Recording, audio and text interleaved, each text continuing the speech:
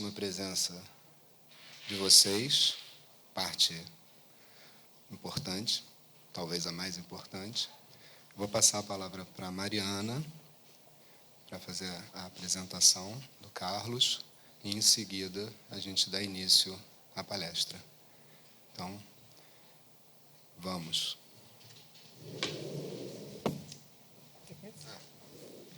Bom dia. Queria começar agradecendo mais uma vez o Carlos Alberto por ter aceitado o nosso convite. É uma alegria enorme te receber aqui. A gente está muito feliz. Eu vou ler só uma breve apresentação, porque, já que você está aqui, você mesmo vai se apresentar melhor. Acho que está dando um eco, né? Carlos Alberto Maciel é arquiteto e urbanista, mestre e doutor pela UFMG, professor titular livre do curso de Arquitetura e Urbanismo da UFMG também, sócio fundador do escritório Arquitetos Associados. É editor da revista MDC, coautor de Territórios da Universidade e autor de Arquitetura como Infraestrutura. Está até ali a caixinha.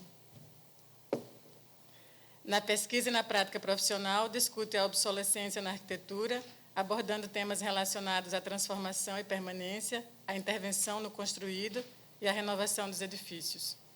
Muito obrigada, Carlos. A palavra é com você. Bom. Obrigado, Mariana. Eu que agradeço o convite, né? Uma alegria poder estar aqui, conhecer o campus, conhecer várias pessoas aqui do curso de arquitetura da PUC. E quando a Mariana me convidou, ela falou que eu podia falar sobre qualquer coisa. Então, preparei uma apresentação com 3 conjuntos de obras que fizemos nas últimas décadas no nosso escritório. É importante dizer que eu sou sócio de um escritório que, portanto, não é uma prática individual, né? Somos 5 sócios fundadores, o Alexandre Brasil, o André Prado, o Bruno Santa Cecília, a Paula Zasnikoff e eu. E, portanto, esses trabalhos que eu apresento aqui são produto desse trabalho coletivo, né, que tem já quase 30 anos. Quando, então, preparei essa apresentação, pensei em um recorte específico, que a partir de 3 museus, ou 3 conjuntos de obras, né, um deles são mais obras do que exatamente um museu, que é o Inhotim, discutir um pouco essa relação entre arquitetura e construtividade, né, como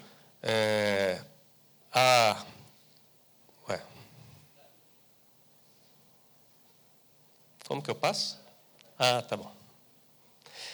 Partindo um pouco dessa ideia do Rafael Moneu, nesse texto que eu acho muito emblemático, A Solidão dos Edifícios, em que ele fala que muitos arquitetos atualmente inventam processos ou técnicas de desenho sem se preocupar com a realidade do edifício. A tirania dos desenhos é evidente em muitos edifícios quando o construtor tenta seguir o desenho literalmente. A realidade pertence ao desenho, não ao edifício. E ele diz, mas um verdadeiro desenho arquitetônico deveria implicar, sobretudo, o conhecimento da construção. Eu acho que essa ideia talvez nos remeta a talvez a um fundamento da arquitetura, né? Não há arquitetura sem construção. E eu, então, tentei montar uma apresentação que fale desse recorte, né, a partir de algumas obras que a gente tem feito. A primeira delas, que é um conjunto de obras que a gente trabalhou durante 10 anos, nesse lugar, que é um destino interessante de arte contemporânea, que é o Inhotim, começou com um trabalho, primeiro da Paula, uma das nossas sócias, que foi trabalhar no Instituto como arquiteta, e depois a gente começou paulatinamente, todos nós trabalharmos juntos lá para fazer alguns projetos. O primeiro deles, quando o museu ainda estava começando a se abrir ao público, é esse edifício que aparece aqui nesse pequeno lago, que, na ocasião, era um brejo, uma área que era remanescente de uma intervenção já feita na paisagem, que criou esses lagos que tinham lá, todos os lagos são artificiais, e que se propunha construir, na lateral do lago, um centro para receber estudantes, visitantes, que chegam em grupo, né, para visitar o museu, que estava, então, começando a se abrir em 2005. Esse projeto eu não participei, é da Paula e do Alexandre. Eles começaram a discutir a possibilidade de extrapolar o terreno destinado ao projeto e pensar a construção sobre essa baixada, pensando a transformação daquele lugar num outro pequeno lago na sequência dos lagos projetados. De modo que eles fizeram essa implantação que estabelece uma certa ambiguidade entre o andar de sombra e um espaço ensolarado que, da chegada dessa cota intermediária, pode ser acessado por uma rampa. E, ao fazer isso, introduzem uma tipologia de espaço que até então no museu não havia, que é essa ocupação da cobertura. Todos os edifícios originais lá da primeira ocupação do museu eram como galpões, assim, com telhados, que desconsideravam um pouco essas vistas de cima, entretanto, muito presentes, porque isso está numa baixada e tem umas cotas mais altas em que os edifícios são vistos de cima. E, para fazer isso, introduzir um paisagismo de água, que também foi o primeiro momento em que isso foi inserido nesse conjunto paisagístico que é o Inhotim, talvez seja importante, alguns de vocês talvez conheçam, quem ainda não conhece, o Inhotim é um centro de arte contemporânea que está numa fazenda e, portanto, tem uma integração entre um ambiente natural, a arte contemporânea e a arquitetura. São os 3 vetores principais da constituição daquele lugar. E, para introduzir esse novo paisagismo, uma operação muito singela nessa estrutura de laje nervurada era a inversão da tampa da laje. De tal modo, a gente vê aqui um detalhe disso, que permitiu criar como vasos dentro do espelho d'água que está ali em cima, para permitir a implantação de um paisagismo mais diverso nesse teto habitado. E esse piso, então, cercado de água, dispensa os guarda-corpos, de tal modo que a pessoa pode circular por ali. E, ao final, os curadores introduziram uma obra da Yayoi Kusama, que é Narcissus Garden, que completou esse edifício, de alguma maneira, talvez pela primeira vez, fazendo essa síntese coesa entre arte, arquitetura e paisagem. Um outro projeto que fizemos lá, na sequência, até esse momento do centro educativo, a Paula trabalhava lá e, basicamente, ela fazia quase todos os projetos de arquitetura do museu. E, como, nesse momento, houve uma demanda de crescimento muito intensa, ela já não conseguia fazer todos os projetos, a equipe do escritório inteira entrou para fazer alguns projetos. E, nesse momento, fomos contratados para fazer 3 projetos simultâneos, como essa galeria para o Miguel Rio Branco, uma pequena galeria para as Cosmococas e uma grande galeria, que seria um museu dentro do museu, que nunca foi construído. E, nesse projeto, especificamente, é uma obra para o Miguel Rio Branco, que é um dos 3 artistas que inspiraram a criação desse centro de arte. O Tunga e o Cildo Meirelles eram os outros 2. Um artista vivo, com um acervo maior do que uma galeria conseguia comportar. Começamos a pensar uma intervenção que pudesse formar uma nave com bastante flexibilidade para ter exposições as mais variadas. E o Miguel tinha uma imagem que ele tinha para essa galeria, que ele pensava em algo como um mineral brotando no meio dessa paisagem natural. Era uma paisagem não tão natural, porque isso aqui era um terreno que já tinha sido modificado, e havia uma demanda da curadoria de fazer 2 espaços expositivos empilhados, o que nos parecia muito dissonante em relação à escala de todos os edifícios do complexo. De modo que a gente pensou essa estrutura, que é uma estrutura pesada, que faz uma mediação, um redesenho do chão, sobre a qual se implanta... Engraçado, porque ela está um pouco cortada, mas tudo bem, acho que vai... Tem jeito de dar zoom? Mas acho que dá. Sobre a qual se implanta essa estrutura, que tem uma certa angulação, que, se construída em concreto, seria um negócio bastante trabalhoso, complexo, em termos de escoramento, formas, mas em aço é como uma gaiola, toda artesanal, feita na obra pelo Gabriel, o serralheiro do Inhotim, que, feita essa estrutura principal, acrescida essa estrutura secundária, recebe um fechamento como um casco de barco que define uma parede de 3 milímetros de espessura.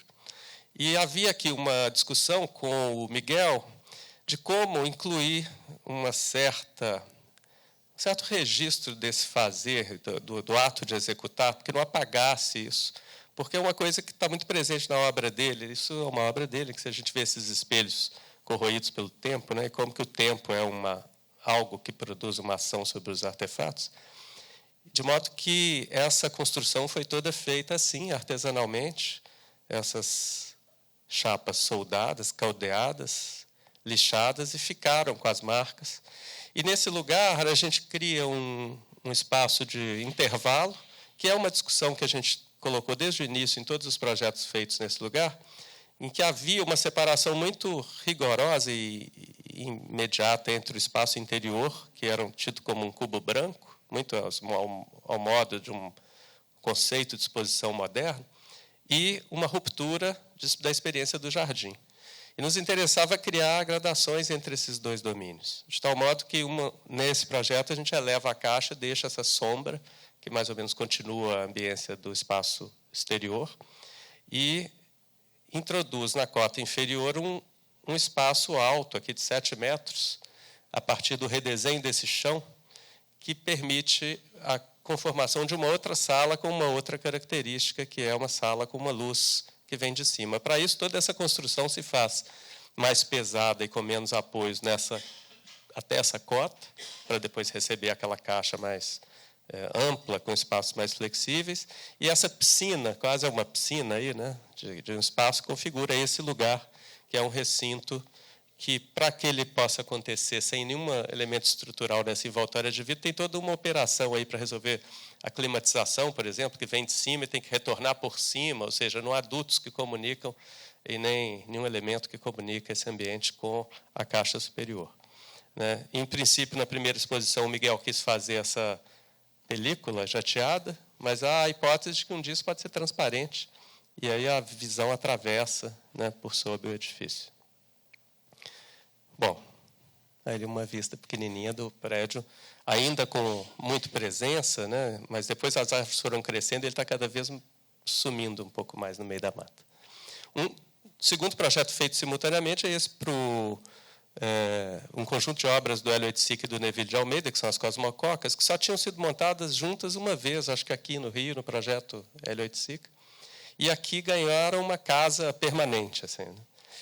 E uma das questões que estava em discussão aqui é como promover a experiência de 5 obras muito sensoriais, que tem música e várias camadas de experiência, uma delas tem uma piscina, de uma maneira não linear, um pouco labiríntica, e que a arquitetura pudesse responder a essa variedade com um certo o oposto disso, né? Uma materialidade única e um tipo de experiência que reforçasse a própria obra. Então, as obras ocupam caixas isoladas, e o hall é um espaço de pé direito baixinho e escuro, e as portas nunca se revelam às 5 ao mesmo tempo. Então, a ideia é que isso é um passeio ali meio aleatório, que você vai descobrindo as obras à medida que percorre.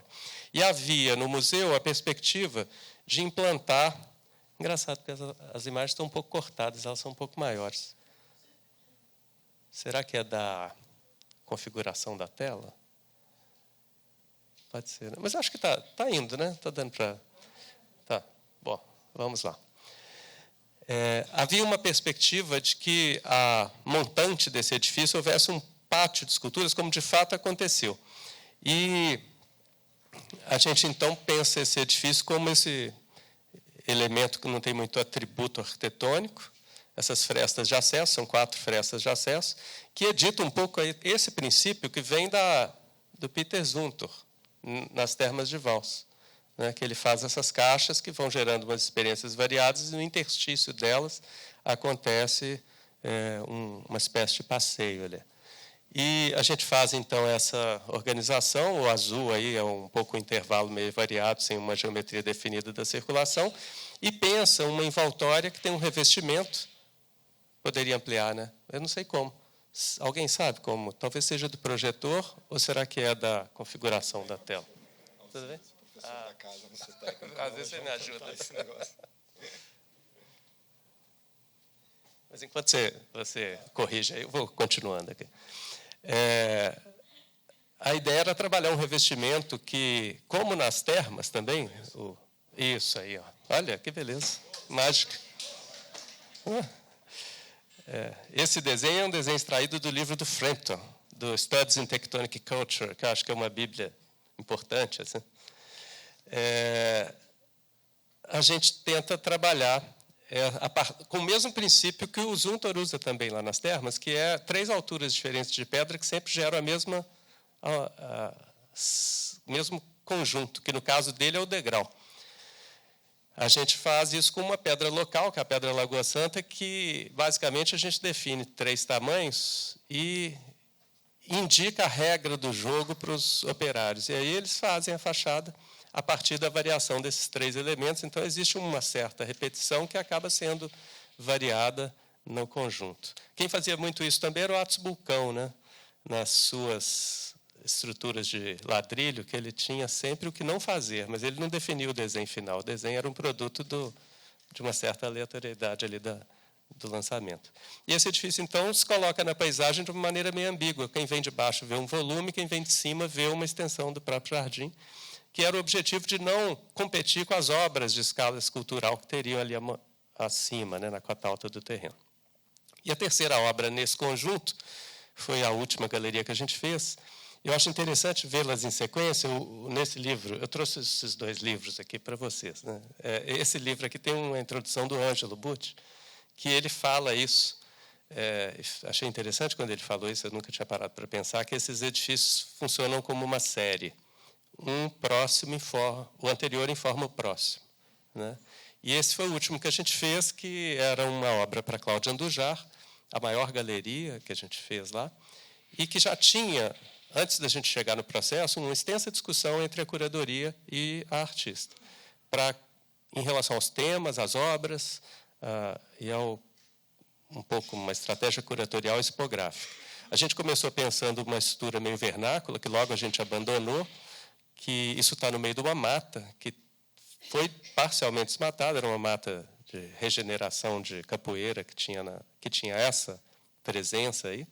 E nos parecia interessante fazer repercutir como essa luz incide na mata, filtrada, tentar fazer com que, se estando envolvido pela mata, o edifício pudesse responder a isso. A gente começou com uma operação que fazia a própria imagem invertida, usando a própria mata cortada para fazer uns painéis de concreto pré-moldados que pudessem fazer repercutir essa textura na fachada.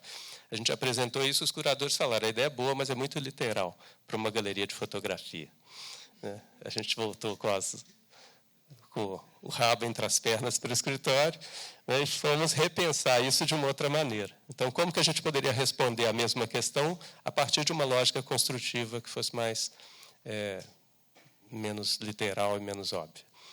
E voltamos para o tijolo, que estava lá naquela estrutura, entretanto, com a organização espacial que já tinha sido discutida, pensando diversas paginações que pudessem fazer uma certa heterogeneidade das fachadas, principalmente gerando sombras, porque era o que nos interessava, colocar essa sombra frente àquela incidência da luz das árvores. E, então, desenvolvemos isso, esse é o Alexandre lá na obra. Não fazia sentido fazer um desenho, né, de novo, das fachadas inteiras. Imagina os operários olhando tijolo por tijolo, num desenho lógico. Né? E aí a gente fez essa lógica também do sistema. A ideia faz uma variação e até 12 fiadas, depois muda. E muda como for, convier, desde que não siga e desde que não seja repetido. Isso foi construído, então, assim, a partir de um raciocínio que a envoltória de tijolo é já a própria parede que envolve as estruturas em concreto protendido que define os vãos grandes necessários para a galeria. A gente introduz um outro material, que era um material resíduo que estava lá no museu, que eram esses dormentes de estradas de ferro que ninguém queria usar, tinham toneladas disso lá. A gente usa no desenho do chão dos pátios e usa no piso interior as madeiras fracionadas e tratadas, diversos tipos, várias cores, porque era o que tinha. E nesse projeto também um trabalho com as escalas. E aí 2 coisas eram importantes aqui. Primeiro, a escala, a diferença da escala do espaço de intervalo para a escala do espaço expositivo e também essa relação com o exterior. Na medida que é uma exposição muito longa, era interessante que houvesse intervalos, que as pessoas pudessem ver uma parte da exposição, ter um respiro, ora num pátio, no outro, e voltar. E aí essa sequência expositiva acontece nesse espaço que tem, pela primeira vez no museu, um piso em madeira, umas coisas bobas assim, mas que vão surgindo. Pela primeira vez, uma luz natural, com a clarabóia. Para a gente ter esse teto livre, a gente coloca todas as infraestruturas nas paredes, de modo que ar-condicionado vem por baixo, insufla, deixando os tetos livres. E essa é uma vista dessa galeria. E aqui essa infraestrutura que resolve, então, as paredes construídas com todo esse sentido de condução das infraestruturas nesse fat wall, aí, nessa parede engordada, e que gera esse espaço. E essa janelinha surge na obra. Durante a obra, a gente faz umas visitas com a curadoria e aí apareciam alguns pontos interessantes. Desde o início, a gente propunha que tivesse essas janelas, mas o desenho e a localização delas a gente definiu junto com os curadores, circulando pelo ambiente, definindo alguns pontos em que fazia sentido uma interação visual entre o interior e o exterior, que é uma coisa sempre discutível ou discutida pelos curadores, né? Um tipo de suposta interferência do ambiente exterior no ambiente expositivo. Então, aqui parecia muito interessante, especialmente pelo tema, pelo conteúdo da obra da Cláudia Andujar e a possibilidade desse edifício estar envolvido pela mata. E há uma sequência de imagens que vão dando um pouco essa leitura dessa luz variada que incide sobre esses tijolos. Essas frestas que vão dando a vista do exterior, há uma transição que vem na rampa, passa sob a pérgola, chega até a porta, e essa porta tem uma variedade de luz. Engraçado que ficou pequenininha essa foto. Mas que tem uma coisa louca. Assim, né? Quando eu fiz a apresentação, não tinha nada disso. E um número ali, olha.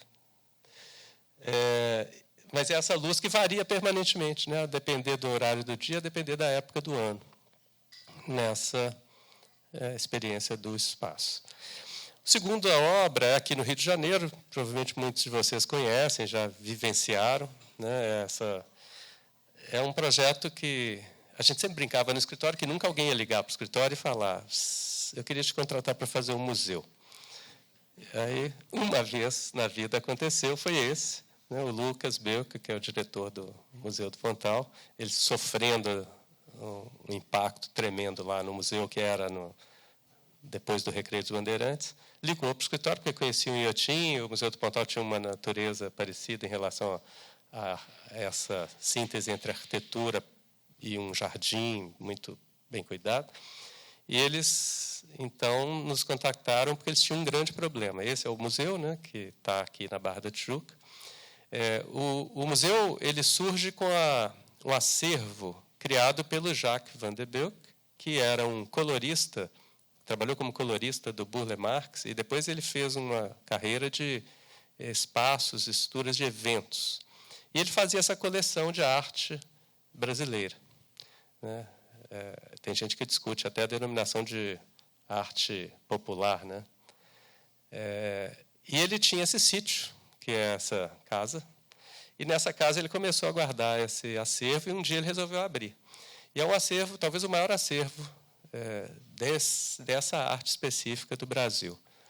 Depois ele faleceu, o filho continuou, depois o filho faleceu, o neto e a mãe, a esposa do filho, a Ângela Marcelani, continuaram.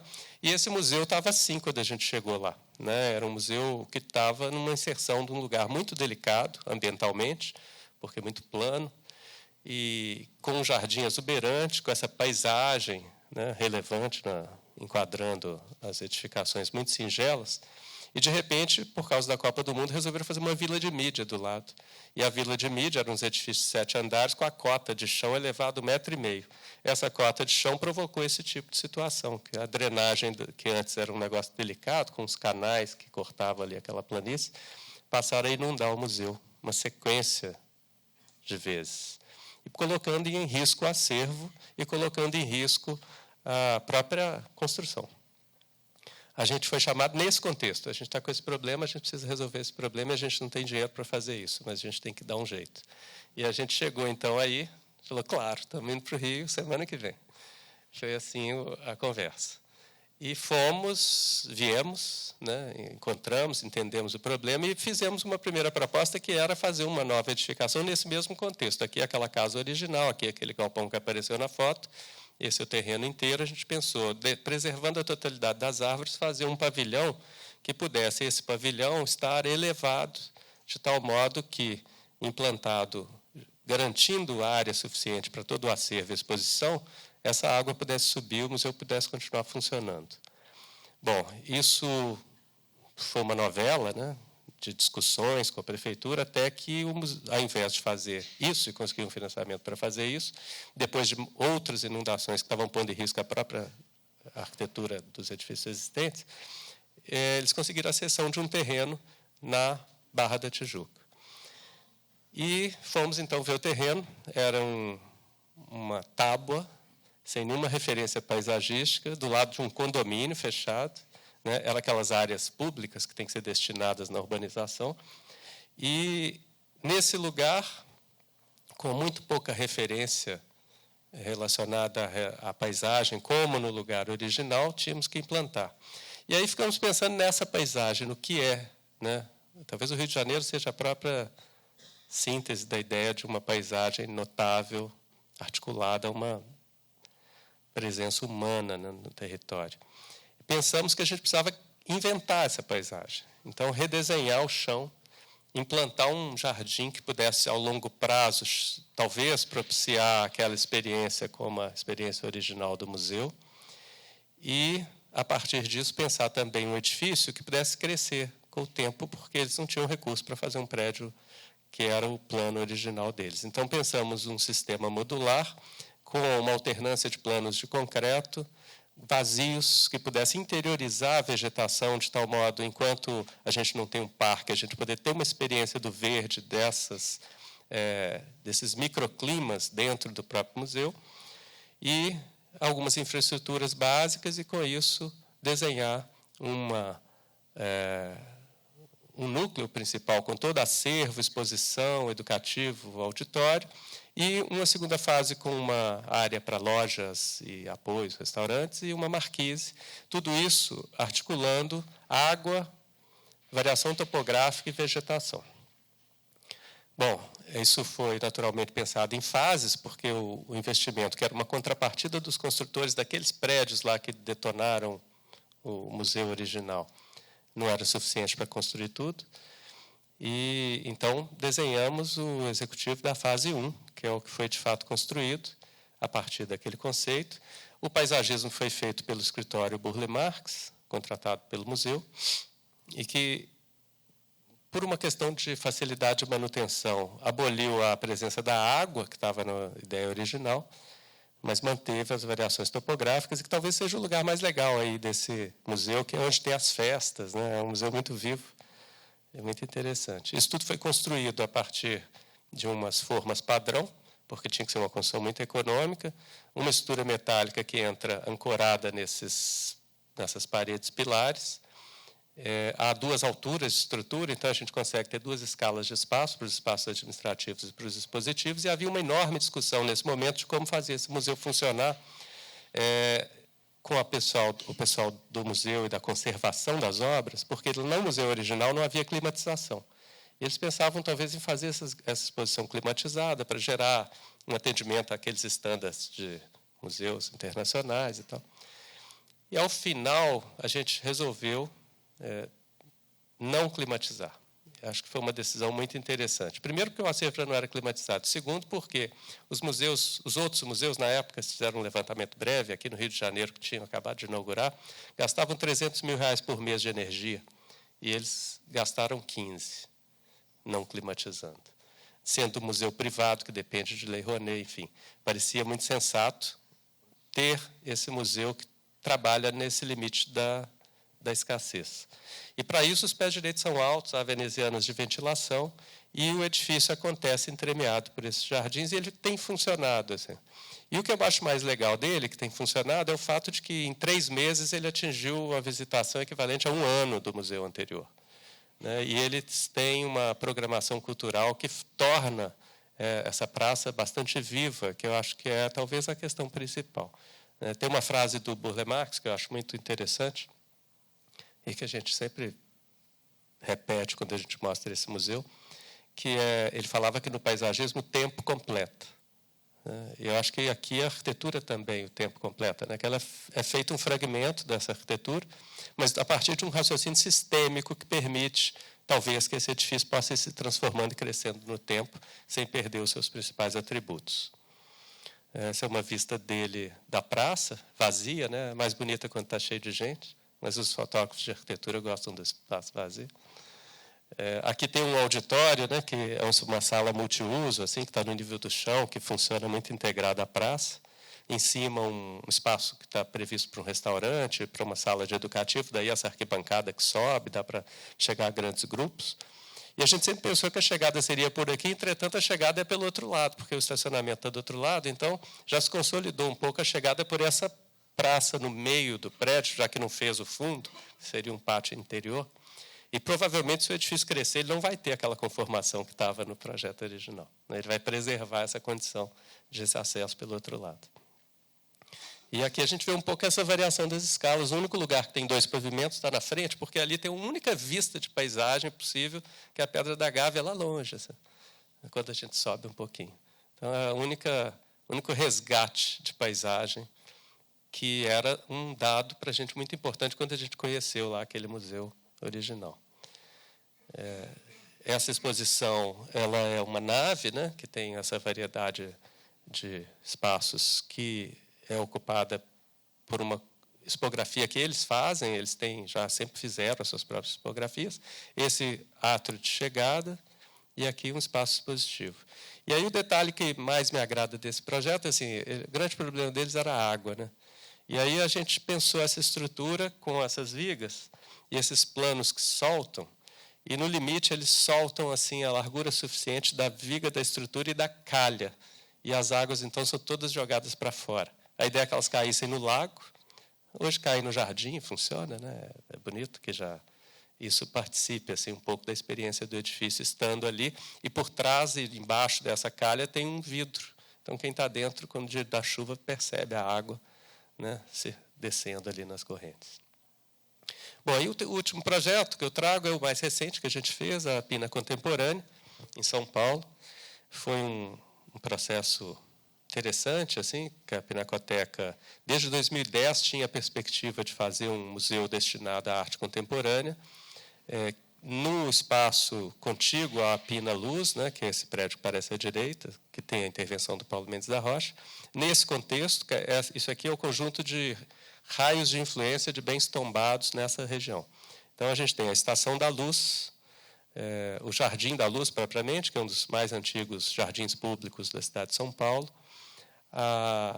o Convento de São Cristóvão e Mosteiro, a própria Pinacoteca, projeto do Ramos de Azevedo, e um portal que tem ali do presídio Tiradentes, que foi a única coisa que sobrou de uma antiga edificação.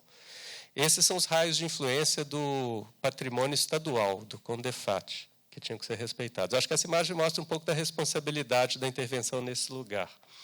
E nesse lugar específico, onde se previa fazer a Pinacoteca, já houve essas duas situações. Até 1930, essa escola que aparece à esquerda, projetada também pelo Ramos de Azevedo, era a Escola Modelo da Luz, funcionou aí, do outro lado o Liceu, que é a Pinacoteca, e aqui a Escola Modelo da Luz. Ela se incendiou em 1930, e em 1950, no contexto do convênio escolar, o Hélio Duarte, que era professor da FAUSP, comandou e trabalhou lá em Salvador, né, com o Diógenes Rebouças, naquela ideia das escolas parque, escolas praça. Ele coordena o que se denominou de convênio escolar, que é um programa que fez centenas de escolas no estado de São Paulo. E talvez a escola mais emblemática, porque estava nesse lugar importante, que era o Parque da Luz, foi essa à direita, que é a Escola Prudente de Moraes. Em 2015, essa escola mudou para um terreno nas proximidades, e o prédio ficou disponível, saiu da Secretaria de Educação, foi para a Secretaria de Cultura, e a Pinacoteca já tinha a perspectiva de fazer aí um museu. Eles, então, chamaram uma consulta pública convidaram alguns escritórios a abrir uma chamada pública, não de um projeto, mas de uma proposta conceitual que falasse sobre o entendimento do problema, do que seria fazer nesse lugar um museu contemporâneo e de arte contemporânea. Esse é o projeto original do Hélio Duarte, que era basicamente um pavilhão administrativo de um pavimento, um pavilhão de aulas de 2 pavimentos, e esse eixo principal de organização com os espaços coletivos, hall, um palco, uma varanda coberta com abóbada, e, no fundo, os sanitários e um outro pavilhão de aulas, que foi, na verdade, construído assim, só uma parte. Ele nunca foi completado.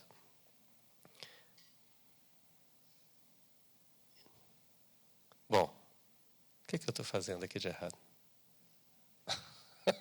Estou precisando aprender a usar, né? Esse prédio estava nessas condições quando a gente chegou, né? Era um monte de fragmentos à esquerda, um edifício moderno, muito singelo, assim, de uma construção quase precária e muito mal cuidada. À direita, esse pavilhão de aulas, que era um negócio que tinha sobrado lá daquela escola anterior, e tinha mais uma construção que aparece aqui nesse cantinho, que era uma pequena biblioteca com um puxadinho, que tem até um telhado diferente. Nesse contexto, nos parecia, isso é uma imagem que a gente preparou nessa época da chamada pública, nos parecia importante pensar esse contexto, pensar essas pré-existências. Mas pensar as pré-existências no sentido amplo, entendendo o parque, essas construções que estão aqui fora do parque, a casa do administrador do parque, mas também a própria pinacoteca como uma pré-existência relevante. A partir disso, olhando para a pinacoteca, e principalmente para a intervenção que o Paulo Mendes da Rocha fez na pinacoteca, que ele inverte o eixo principal do edifício, a entrada original desse prédio era aqui na avenida, com uma escadaria monumental, que ele, inclusive, quebra, desmancha a escadaria, e faz um eixo, a definição desse eixo a partir da inserção das passarelas e do elevador, articulando o acesso do edifício com a estação da luz, que está ali, portanto, invertendo o eixo e dando um sentido mais urbano a essa articulação, né, e reduzindo um pouco a relevância dessa simetria muito radical, embora seja simétrico também a outra entrada, mas à medida em que há um percurso, isso ganha uma qualidade. E ainda há uma variedade ampliada das circulações dentro do próprio museu, com a inserção das passarelas. Nos parecia interessante trazer essa ideia do Paulo para a escala urbana e introduzir no conjunto, que passaria a incluir essa edificação que está do outro lado do parque, um sentido de percurso urbano atravessando ali. E de modo que a gente tem 2 estruturas fundamentais. Um eixo de articulação urbana, que vem do eixo do Paulo, que articula os 2 lados do parque, e um eixo de articulação arquitetônica, que é aquele que estava presente no projeto do Hélio Duarte, que tinha o hall principal e a perspectiva do acesso atravessando o terreno. Tudo isso, então, pensado a partir da perspectiva do acesso público desde 2 estações de metrô, que estão equidistantes do museu. Para fazer isso, a gente imaginou que seria uma coisa, parece fácil falar, mas não é tão fácil de fazer, que é pôr mais um botão nesse elevador do Paulo, né, de tal modo que você pudesse sair no subsolo, que não existe, né, passar debaixo do parque, porque tinha 2.100 metros quadrados do parque que não tinha árvores, então seria possível escavar, porque eles tinham um programa de necessidades que tinha sido feito em 2010 de mais de 10.000 metros quadrados. Era um programa enorme. Então, nos parecia interessante esparramar esse programa para além do terreno. E, descendo, esse eixo poderia percorrer as exposições embaixo do parque e depois aflorar no outro elevador, como aquele do Paulo, entretanto, com uma natureza mais urbana. Isso, eu acho que é essa ideia que nos deu esse projeto. A gente ganhou a seleção por causa dessa ideia. E aí, depois disso, a gente fez todo um desenvolvimento disso, como que poderia escavar. Né? Engraçado, voltou a sumir aqui, mas... Já aprendeu o que você fez? Porque aí eu posso fazer também. Qual que é o segredo? Só isso? Entendi. As imagens... aí, maravilha. Então, eu faço isso. Essa também já não deu. Essa aqui. Vamos lá. Ela está na vertical. Essa aqui. Aqui? Tá. Bom, essa é uma imagem da seleção lá atrás que a gente fez, pensando que a gente poderia sair nesse lugar, tá, com o elevador. Tudo isso, naturalmente, era muito complicado, porque havia ali dois proprietários, o parque é do município, o terreno e a pinacoteca são do Estado, ou seja, envolvia uma negociação política que nem sempre é possível. Aí a gente pediram para a gente, tá bom, a ideia é boa, mas vamos pensar também um museu só no terreno? Aí, tá bom, vamos. Aí a gente partiu de outra ideia, né? Já que a gente queria esse eixo, e como havia uma densidade de construção muito grande, parecia importante reduzir, não tinha outro jeito, tinha que reduzir a área pública e aumentar a área de construção. E a gente, então, foi entender, por exemplo, essa rua do Sesc Pompeia, esse esquema que está aqui. Qual era a proporção desse espaço? E pensar, então, um espaço que pudesse ter uma proporção análoga, um atravessamento do prédio que pudesse ser como a rua. Isso avançou, olha que coisa, assim, ó.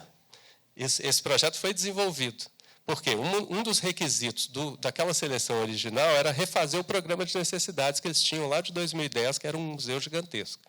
A gente refez isso a partir das demandas do museu, conversamos com todos os setores, entendemos todas as demandas, fizemos esse programa ainda grande, desenvolvemos esse projeto, ele foi aprovado nas instâncias de patrimônio, e depois... Deixa eu voltar lá. Ele foi desenvolvido até o nível de projeto básico. E aí, o João Dória, que era o governador, fez um vídeo com essa maquete, porque, na época, ele estava querendo se contrapor ao Bolsonaro como o sujeito que investia em cultura. Olha que coisa, que mundo vivemos. Ele fez, inclusive, um investimento grande aqui e no Museu do Ipiranga, que foi um dos projetos mais importantes que São Paulo realizou de arquitetura, né, com o concurso que ganhou o Dudu e o Pablo Arenhu. Veio a pandemia, 3 meses fazendo vacina, né? Ele mudou a prioridade. E aí a gente, então, chegou para o pessoal da Pinacoteca com a demanda. Bom, o projeto morreu? Morreu.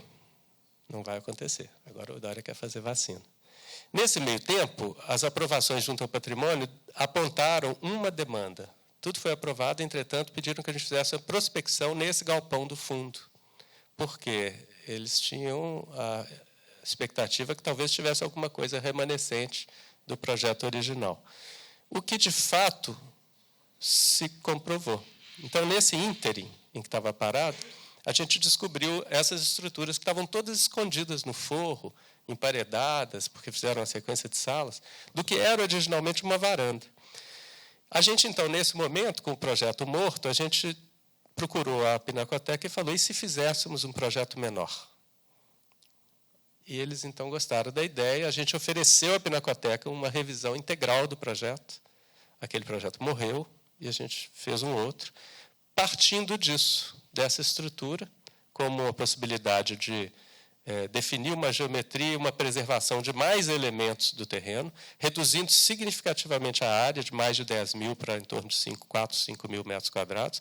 E a gente, então, parte disso para repensar essas estruturas. Era uma estrutura muito singela, ela não daria conta de uma envoltória nova que tivesse os requisitos de isolamento e de carga para sobrecarga, né, para iluminação, infraestrutura, etc. Então, a gente faz uma nova estrutura, tira esses pórticos para restaurar fora, isso permite escavar esse lugar e construir embaixo, e a gente, então, remonta a estrutura num suporte que tem a mesma altura original dos seus suportes originais, porque ela é um pórtico assim, sem pilar, né, o pilar era de concreto, e isso abriga uma parte, então, do programa.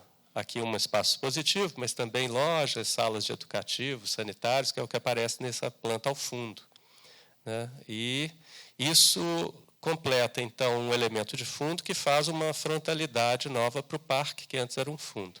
A gente restaura a casinha que estava lá, tirando aquele puxadinho que ela tinha, que vira uma área de administração.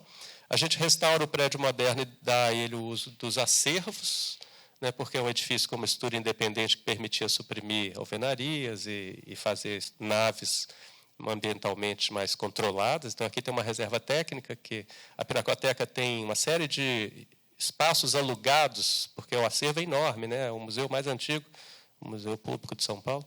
Então, é uma forma de prover o conjunto dos edifícios da Pinacoteca com uma boa reserva. E ela tinha uma biblioteca que ficava no terceiro ou quarto andar do edifício da estação, que era muito difícil de alguém frequentar, e a proposta é que ela viesse, então, para esse térreo aqui, abrindo para a praça. Então, o que a gente faz é reconhecer essas estruturas ambientais existentes, reativar o que era originalmente o pátio do colégio, entretanto, como praça, nesse intervalo. E restaurar o prédio, refazer esses cobogós, reativar esse eixo de acesso e articulação que atravessa, chega até o fundo. Esse galpão do fundo, ele não tinha nenhum registro, então o que a gente faz é subir o piso até a altura do 2,5, que era aquele pilar, descer o telhado até a altura que era da cobertura. E tratar essas preexistências, cada uma com sua singularidade. E, para gerar alguma unidade nesse conjunto, pensar uma cobertura, que depois eu vou falar mais ao fim. E a gente introduz 2 camadas novas. A escola era toda praticamente térrea, que era o pátio introspectivo. A gente cria o subsolo, através desse plano inclinado, que articula a cota da rua, que era mais baixa que a cota do parque, então permite um acesso natural ao nível inferior.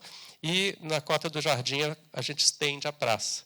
De tal modo que todas as dimensões do projeto vêm do lugar, assim, um pouco. E aí, nesse subsolo, a gente introduz uma sala que é talvez um espaço novo no conjunto dos espaços expositivos da Pinacoteca, que são edifícios ecléticos, neoclássicos, e que tem aquela lógica de salas em linha, né? Muito com percursos curatoriais muito definidos em linha. E aqui um espaço maior, com uma possibilidade expográfica e curatorial um pouco mais indeterminada e flexível. Para fazer isso, teve uma pessoa que foi fundamental, a Heloísa Maringoni, calculista, né, que trabalhou com a gente, para pensar uma estrutura que pudesse dar conta de ser praça em cima, né, ter circulação de automóvel, obras de arte pesada e tal, com restrições de altura. Então, a gente pensa uma estrutura em caixão perdido, que, nesse projeto, o Silvio Oxman, que é arquiteto de São Paulo, trabalhou conosco, e, na época, ele estava fazendo o diagnóstico da estrutura do MASP. E o MASP, aquelas vigas da Lina, são caixões perdidos. E um grande problema do MASP são cupins, né? Aquilo lá tudo infestado de cupim. É o grande problema da estrutura. Então, a gente não queria repetir esse erro. Fizemos, então, o que a Elô denominou de caixão achado, né, ao invés de caixão perdido, que são essas caixas, né, de madeira.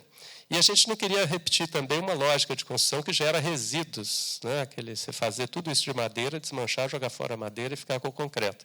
Então, a gente usou uma madeira mais espessa, de tal modo que essas formas já constituem a própria materialidade do teto. Então, elas não são retiradas, elas são aderidas. A maior dificuldade é convencer os construtores de que eles não têm que pôr desmoldante, ao contrário, tem que criar alguma coisa que vai fazer a aderência da forma, né? Mas, enfim, foram vários experimentos até a gente chegar nesse resultado, e que gera, então, esse espaço que tem uma certa natureza flexível, mas, ao mesmo tempo, não é um espaço genérico, que eu acho que é o grande problema quando a gente avança em direção à flexibilidade, de produzir espaços, às vezes, excessivamente genéricos. Esse espaço, acho que quem visita essa sala da Pinacoteca Contemporânea sai com a memória de ter estado na Pinacoteca Contemporânea. Ela tem uma certa identidade, ao mesmo tempo que tem a flexibilidade. Essa é a primeira exposição, que se chamava Chão da Praça, que ocupava essa nave mais aberta. Outras exposições já foram feitas compartimentando esse espaço. E depois, numa cota elevada, tem isso abaixado 5 metros, elevado 5 metros tem um anel, que é uma estrutura, então, metálica, que se desenvolve a partir daquela estrutura de concreto, que vai permitir criar uma espécie de café, restaurante, uma sala multiuso, assim, para eventos, e um belvedere, que inverte um pouco a introspecção do pátio original, gerando a possibilidade de visadas para fora, né? Vou apresentar aqui, ó. E aí, para cobrir tudo isso, a gente vai olhar para as outras arquiteturas que antecedem a gente lá em São Paulo, né? Primeiro, a FAUSP, essa ideia de um teto iluminado. A FAUSP talvez tenha sido o primeiro experimento dessa natureza que constitui esse lugar que tem um sentido mais urbano, né? Que depois é reinterpretado pelo Paulo Mendes da Rocha, em 69, logo depois, para fazer esse projeto em Osaka, que ele muda a densidade da luz e fala que queria fazer um chão estrelado, e fala na memória descritiva que deliberadamente tomou emprestado da FAUSP o teto, né? Ou depois ele mesmo usa com outra materialidade, no caso o aço permitindo vãos maiores, na própria Pinacoteca. Então, interessava trazer também essa experiência de um teto iluminado, que estava ali na Pina para o lado. E talvez o mais importante dos edifícios que fazem uma referência para essa ideia que a gente vai desenvolver é esse do Pavilhão dos Países Nórdicos, do Sverfen, praticamente no mesmo ano da FAUSP, lá em Veneza, porque aqui se trata mais ou menos da mesma coisa, que é fazer esse teto com uma certa luz que promove uma continuidade do jardim, que era uma coisa que a gente queria. Aqui em Veneza, ele, inclusive, deixa as árvores, né? Inclusive gerando uma coisa ambígua ali da própria estrutura, né? Porque às vezes interrompe a viga de cima, às vezes a de baixo.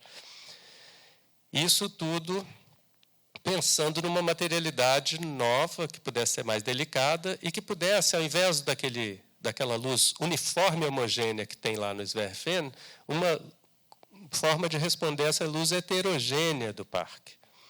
E aí pensamos uma estrutura de madeira que pudesse ter um espaçamento variado desses elementos de sombreamento embaixo da estrutura, de alguma forma para remeter a uma continuidade da experiência de estar ali naquele parque. Essa estrutura, então, acontece com 4 camadas, tem a estrutura principal, tem uma sequência de vigas regulares que estão em cima, que fazem a própria estrutura, as calhas, que são de fibra de vidro, e embaixo delas um desenho variado em altura e espaçamento que gera o teto. Isso tudo foi discutido como cobrir, a gente, no fim, faz uma solução muito parecida com o Sverfen, porém mais larga.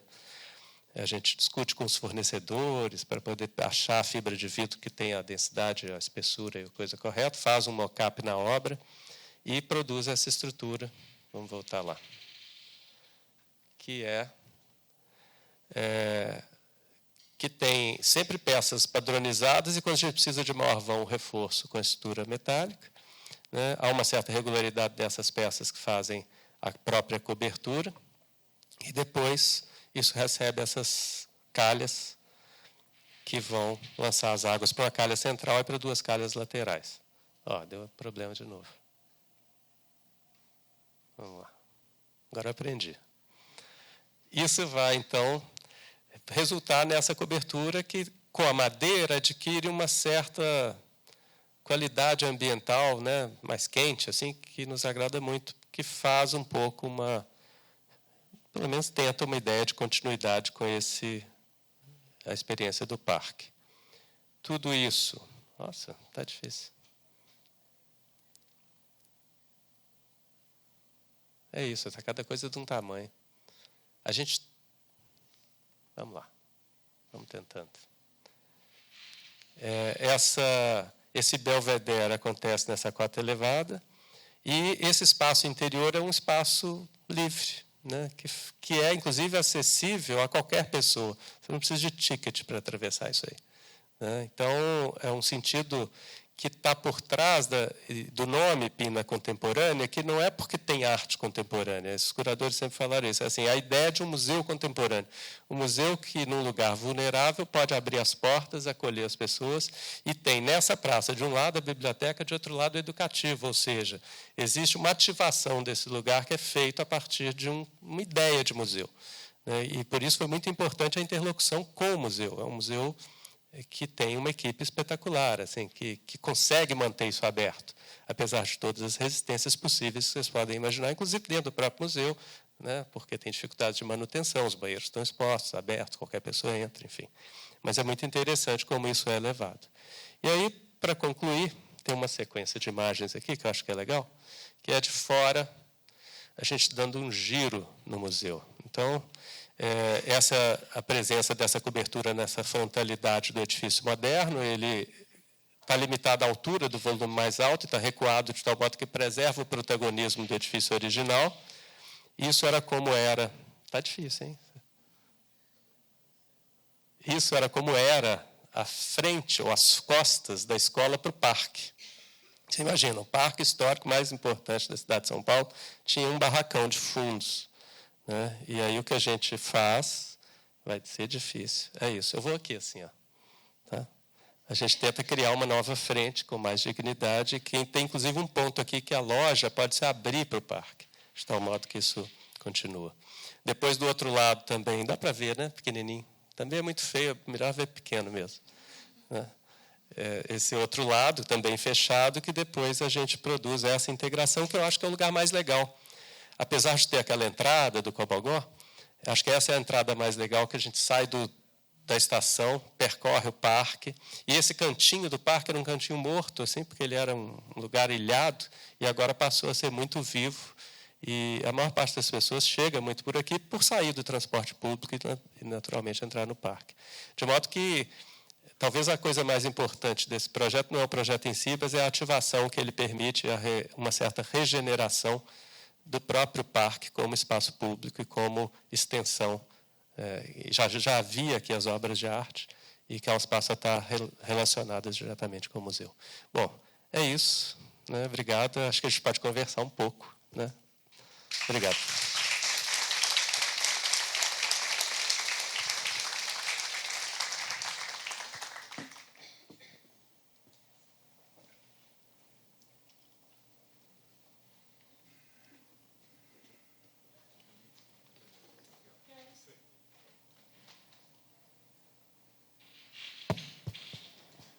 Obrigada, Carlos. Muito bom te ouvir.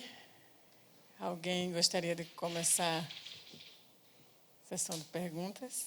Você, que foi o nosso técnico. Bom, obrigado, também adorei. É fantástico o trabalho. Meu nome é Alziro, sou professor de projeto aqui no DAO. Esse trabalho de técnico é só nas horas vagas, técnico de informática. Eu achei assim muito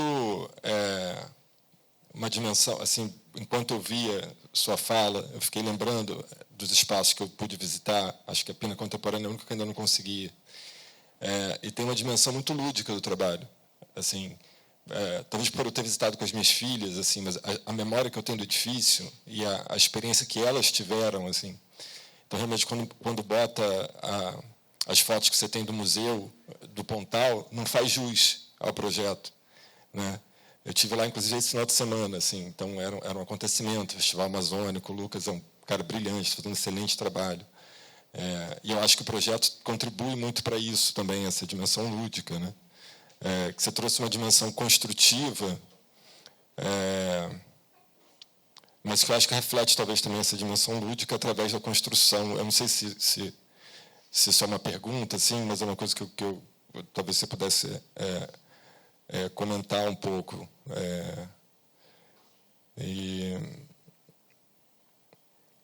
E estou muito curioso agora para ver a Pina Contemporânea, assim, porque acho que eu não conhecia também a história toda do processo, assim, né?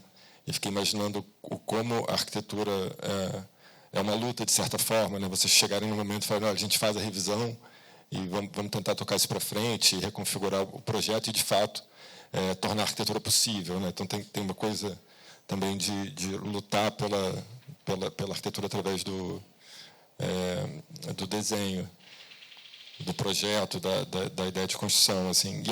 E aí acho que talvez uma pergunta mesmo, assim, que você traz muito, me parece, isso eu queria entender melhor, assim, que vocês trabalham muito em cima de referências mesmo, assim, né, de olhar grandes obras, de grandes mestres, o fato de ter ido no SESC, medir e entender né, quantos metros é aquele espaço que a gente acha bom, né, de olhar os VRFN, de entender esse detalhe da fibra. E ele faz uma coisa de concreto, mas que meio que parece um encaixe de madeira, né?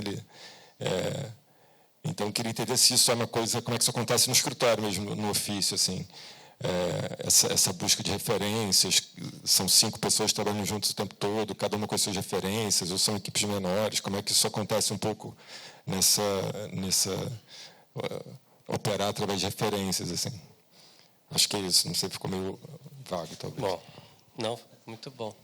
A primeira, eu acho que tem um tema que eu acho que é crucial da arquitetura, que ela sempre tem 2 lados, né?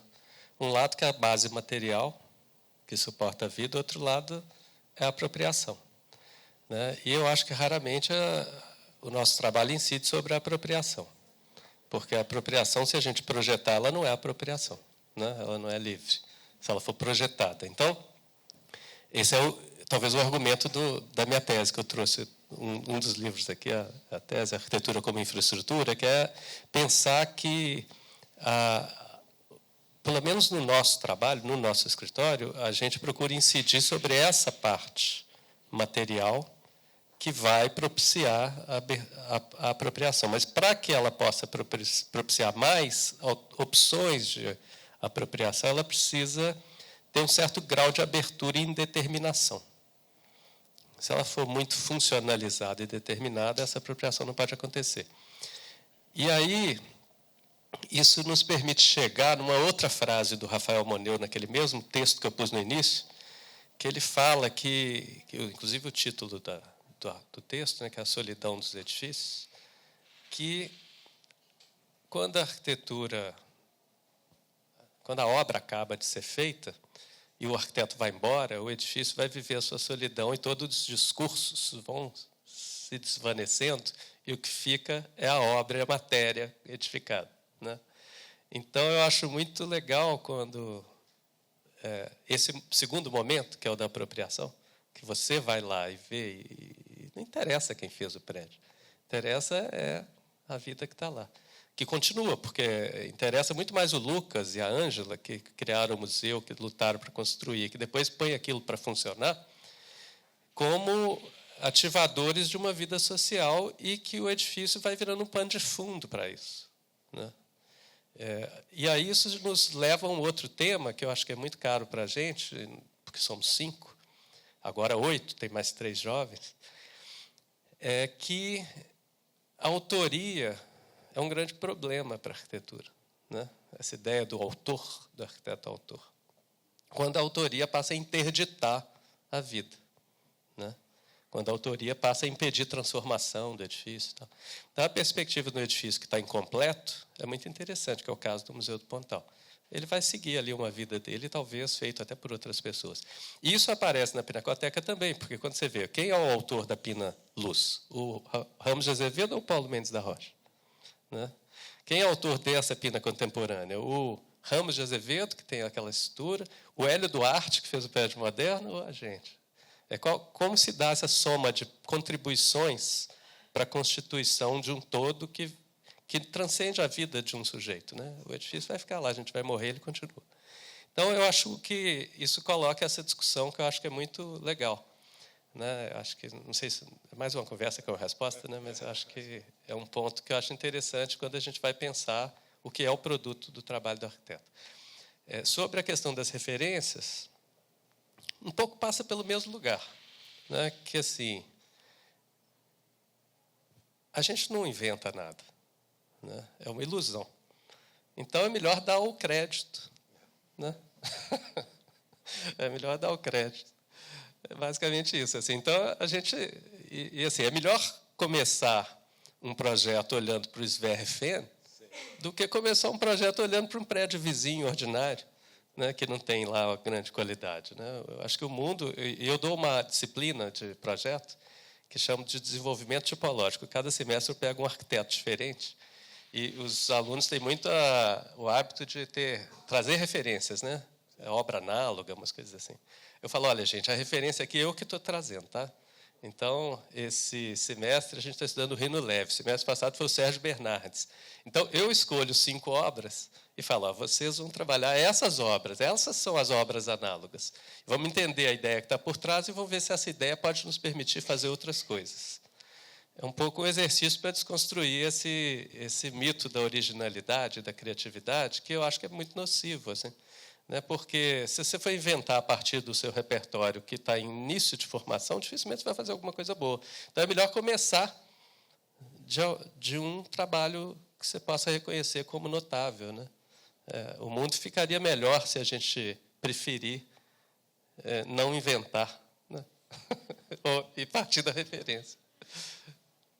É muito bom, concordo. A gente tem um trabalho lá no ateliê de projeto 3 semelhante assim também. A A gente já estudou CISA, Lina, e a gente também vai sempre direcionando esse repertório. Assim. Obrigado pela conversa. Essa seria a minha pergunta, na verdade, como era a sua vida na universidade, assim, com aula de projeto. Mas é bom saber que tem similaridades com o nosso processo lá em Projeto 3, porque a gente dá aula juntos em Projeto 3, mas alguns professores também devem estar por aí. E a gente já recebeu perguntas assim, mas por que vocês escolheram estudar o CISA? Mas por que vocês escolheram estudar a Lina? E a gente... Precisa? Mas, assim, é exatamente isso que você falou. É melhor estudar algum grupo de projetos que a gente vê muitas qualidades e com as quais a gente pode conversar do que ficar nesse mundo de referências, de imagens, e, né, que a gente tão bombardeado hoje em dia, e os alunos também, de Pinterest, de ArcDailies e tudo. Então, a gente tenta focar. Bom saber que você faz isso também. De repente, a gente pode pensar coisas juntos. Alguém mais quer fazer uma pergunta, um comentário? Em relação à questão das referências e do ensino de projeto, eu acho que vale comentar que não é uma especificidade desse ateliê. É uma marca que a gente tem no próprio curso desde a criação.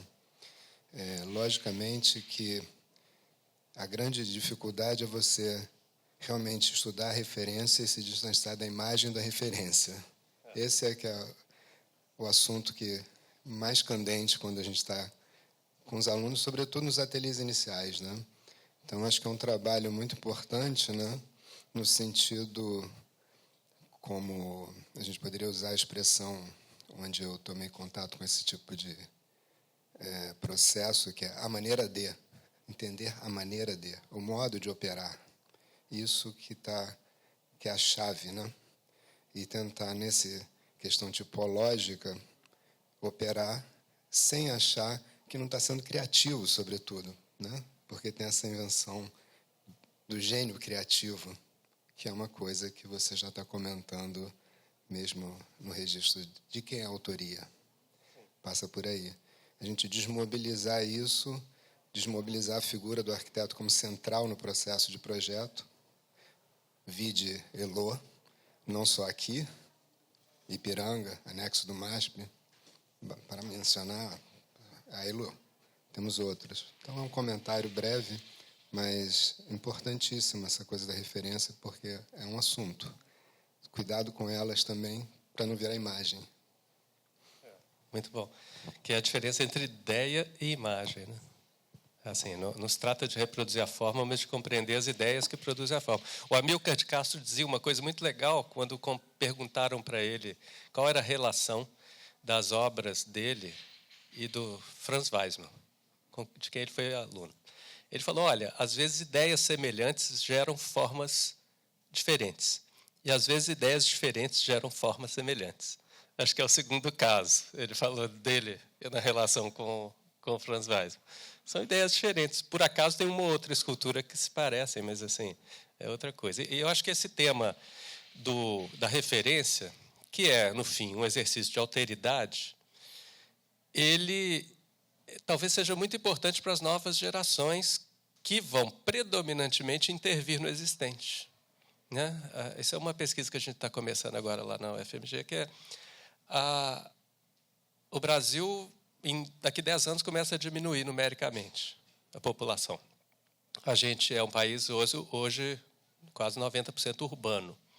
A gente já tem um estoque edificado que dá conta, provavelmente, da maior parte das necessidades da sociedade. A gente não vai precisar construir muito.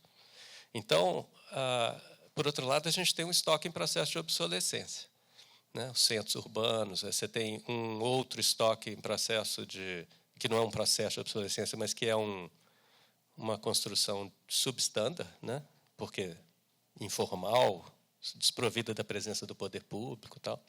Então, basicamente, o trabalho das novas gerações e dos estudantes que estão aqui vai ser de intervir no existente, para introduzir incrementos de qualidade nesse existente, de renovações, de desempenho. Né? Edifícios modernos e vidraçados que são energívoros precisam ser tratados diante de uma emergência climática. Então, tem uma série de aspectos que pressupõem compreender o objeto sobre o qual se intervirá, né? Que não é como a ideia da tábula rasa. É claro que todo edifício, todo projeto tem pré-existência, né? A ideia de tábula rasa ela é uma ficção, mas quando a gente aprofunda a intervir no existente, é muito mais determinante o conhecimento do objeto sobre o qual você intervém, em termos físicos, né? Espaciais, construtivos. Então, eu acho que isso aponta mais um outro aspecto do ensino, que eu acho que a gente ainda, não sei como vocês estão aqui, mas pelo menos a minha formação foi muito voltada para a construção de novos edifícios. As legislações dos municípios brasileiros são todos pensados para a construção de novos edifícios, né? Então, os processos de ensino, os modos operantes dos arquitetos hoje no mercado são pensando em fazer novos edifícios. Então, fazer essa inflexão, que eu acho que é a inflexão estrutural da disciplina, ela passa um pouco por esse exercício de aprofundamento do entendimento do que já está dado, né? Eu vou só organizar aqui a nossa lista de perguntas. Já tem o Pedro Varela inscrito, você mesmo. Não é o Caio e o Alder. Eu queria saber se mais alguém gostaria de fazer perguntas, só para a gente organizar aqui. Você, nossos alunos. Tá. Acho que é importante. E essa, só para concluir o meu comentário sobre a questão das referências, porque eu acho que a gente conseguiu lá no ateliê de Projeto 3, mais especificamente, se livrar um pouco da ideia das referências para estudar a obra de um escritório, de uma cena. Eu acho que isso também fez um pouco de diferença, sabe? Mas, deixa eu passar.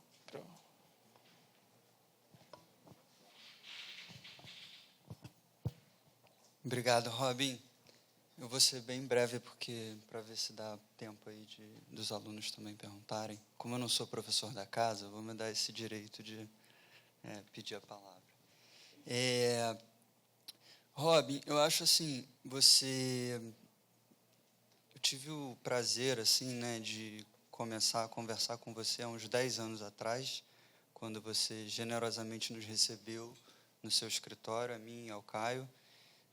Nesse momento a gente estava fazendo nossa pesquisa de mestrado e você tinha recém concluído o seu doutorado, que depois deu origem a essa trilogia, né? Essa caixinha, esse tijolinho azul. E eu acho que assim tem uma contribuição muito importante, eu acho, na minha opinião, da sua prática, não só como arquiteto, no Arquitetos Associados, mas também como professor e como pesquisador, né? Que eu acho que são dimensões indissociáveis aí da sua atuação. E, mais especificamente, eu acho que você tem... Eu me refiro a você porque você está aqui sentado, né? Mas eu acho que são vocês, né? Uma leitura renovada da arquitetura moderna brasileira. E eu acho, isso é uma hipótese, mas é uma hipótese baseada na leitura do seu trabalho, né? Que essa leitura sua da arquitetura moderna brasileira, isso que você chama de o efeito colateral, né? Talvez você pudesse desenvolver um pouco esse tema, porque eu acredito que muitos também não estejam familiarizados com ele. Eu pressuponho que isso venha de uma leitura, de uma crítica internacional, Robin. Eu posso estar errado, mas eu acho que você se mune, né, de certa crítica ao funcionalismo, ao movimento moderno fora do Brasil, e você, de alguma maneira, com essas lentes, né, vestindo essas lentes, você volta a olhar para essa herança da arquitetura moderna brasileira e extrai dela isso que você chama de efeito colateral da arquitetura moderna brasileira. E acho que é uma tentativa heróica e bem-sucedida em muitos casos de transplantar isso para a prática de projeto, né? Se você pudesse falar um pouco, desenvolver um pouco esse tema, me parece que é um aspecto central do trabalho de vocês. Bom, você foi ao ponto. Bom, falar um pouquinho o que é esse efeito colateral, né? Bom, a ideia da arquitetura como infraestrutura surge... tem 3 entradas. A primeira é o problema da obsolescência. Quando eu era ainda estudante de arquitetura, todo mundo falava muito nas aulas de projeto o seguinte, ainda mais em Minas Gerais, tem várias empresas de aço, né? Ela tem que construir de modo industrializado, porque a construção convencional ela produz muito resíduo quando você demole o edifício. Aí eu ficava pensando, mas por que precisa demolir o edifício? Tem uma pergunta que deveria anteceder essa fala. Né? Você tem que construir de modo industrializado porque se você desmonta e não demole. Por que precisa desmontar? Por que o edifício não pode durar? Né? E aí surge daí a discussão. E aí daí vai avançando e tinha uma outra questão que sempre me encucava, que era o seguinte, todo mundo estudava os arquitetos holandeses nos anos 90. Koolhaas, especialmente. Inclusive está presente. E tudo que estava proposto naquelas vanguardas nos anos 90 e 2000, a arquitetura moderna brasileira parecia ter feito nos anos 50, né? 4 décadas antes. Então, quando você fala que vem de uma discussão internacional para voltar para o Brasil, é bem isso, você foi ao ponto, porque havia um deslumbre com uma certa discussão de indeterminação, flexibilidade, transformação, urbanização do edifício, etc., etc., etc., que, entretanto, estava presente aqui e ninguém falava das obras brasileiras, nesses termos. Então, eu procurei mapear o que eu chamei de efeito colateral, que é o seguinte, na medida em que parte dos arquitetos modernos tinham um certo desprezo pela função, quando eu digo desprezo pela função, não é que eles não cuidavam das questões funcionais, né? Eles cuidavam, mas assim, a função, a lógica funcional, como a moda da Bauhaus, não era o perfil condutor do raciocínio projetual. Né? Niemeyer, especialmente, mas todos os demais, Reid também. Então, na medida em que você tira as questões de uso e função do fio condutor da elaboração formal, o que sobra? Sobram as relações do lugar e as construtivas. Né? Daí que vem o Reid no desenho mais bonito, o corte mais bonito da arquitetura brasileira, né? Aquele corte do Man, do Rio. Aquilo é uma maravilha. Aquilo gerou uma genealogia de projetos da arquitetura brasileira que fazem alguma coisa dependurada, o Ângelo Butti, o Paulo Mendes da Rocha, o Álvaro Pontoni, todos são herdeiros do corte do Reid. Né? Então, existe uma ênfase no desenho das estruturas, existe um cuidado com o desenho do chão, existe uma urbanização do edifício que se dá a partir de uma generosidade espacial, existe a criação dos espaços significativos sem nome, que o Flávio Mota cunhou esse termo, né? A partir do Salão Caramelo da FAUSP, mas também do Vão do MASP, ou seja, esses espaços que não têm uma função definida, e justamente por não ter uma função, ao contrário dos outros edifícios da cidade, que são nomeados a partir das suas funções, né? O hospital, a escola, tal. Eles não têm um nome, são sem nome, o que não quer dizer que não sejam significativos, porque justamente o fato de não terem uma finalidade pré-determinada, eles conseguem acomodar os usos mais imprevistos. A Marquise do Ibirapuera é o mais bonito deles, né, que acomoda até um museu da Lina Bobardi, lá feito improvisadamente debaixo da Marquise. Enfim, então o efeito colateral é um pouco isso, que vem de uma certa estratégia projetual que não é ligada a uma lógica funcionalista. Né? E que, no fim das contas, justamente por isso, gera uma certa abertura ou indeterminação programática que dá aos edifícios uma certa natureza infraestrutural, né? No sentido análogo da infraestrutura, que providencia a vida sem determiná-la funcionalmente. Eu acho que esse é um pouco o sentido que está por trás. E aí, esse espaço da Pinacoteca tem um pouco esse sentido, né? Essa grande cobertura, que é um espaço, em princípio, desprogramado, e justamente por isso, contíguo ao espaço urbano, que tem essa pretensão. Se ele vai ser, a gente só vai saber daqui a uns 50 anos. Né? Porque isso não é uma coisa que o arquiteto que define. O que define vai ser a apropriação. E como a apropriação não é passível de ser planejada, por isso, o efeito é colateral. né? A colateralidade se dá aí. O Carlos Martins estava na minha banca de qualificação e ele falou: isso aí você tem que corrigir. Você está falando que o Niemeyer não tinha consciência sobre o que ele estava fazendo? Eu falei: não, calma, não é bem isso. Aí, como eu não corrigi, eu chamei ele para escrever o pós-fácil. Ele escreveu no primeiro livro o pós-fácil, né? E acrescentou uma outra, que eu não tinha pensado dentro desses deslocamentos, que é a pele que envolve o edifício e que dá uma certa independência dos usos em relação à presença, que está lá no Corras também, se pensar no Delírios New York, mas que ele usa o Parque Guinle para falar, que é muito legal. Ele introduz essa outra categoria que eu não tinha mapeado na tese. Não sei, é uma conversa, né? Não sei se eu te respondi, mas acho que passa por aí. Posso ir? Não. Robin, obrigado. Espera aí, só explicar, porque ninguém... Eu tenho esse apelido, Robin, tá? Para quem... Carlos Alberto é só nas páginas policiais. Isso obrigado, Robin, mais uma vez. Muito bom ouvir a sua fala, a sua palestra, né? A apresentação a partir dos trabalhos, mas que, como a gente que conhece também o seu trabalho de pesquisa, sabe que é totalmente atravessado, né? E você falou um pouco do ensino. E eu queria te pedir, talvez, para explorar um pouco, se possível, uma camada que eu achei muito bonita dessa apresentação e que não é, digamos assim, tão, digamos, é claro que é consciente, mas que eu acho que, sendo uma aula inaugural de um departamento de arquitetura e urbanismo, é muito bonito para os alunos, para aqueles que perceberam, uma camada que eu acho que é muito bonita, que é a camada de você apresentar hipóteses que não foram realizadas, né? Sobretudo a partir da Cláudia Andujar, depois do Pontal, mas também na Pina. Eu acho que isso é muito bonito, porque, como professores de projeto, né, e você é um professor de projeto, a gente sabe que gera muita frustração nos estudantes quando eles deixam para trás ideias, né? E a gente que já pratica projeto há algum tempo sabe que isso não é um problema, isso é uma virtude.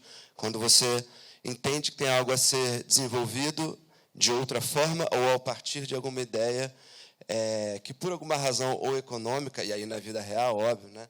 Na vida de prática de escritório, a gente sabe que por questões econômicas, políticas, ambientais, ecológicas e outras, os projetos tomam desvios e, às vezes, se tornam muito melhores do que na hipótese inicial.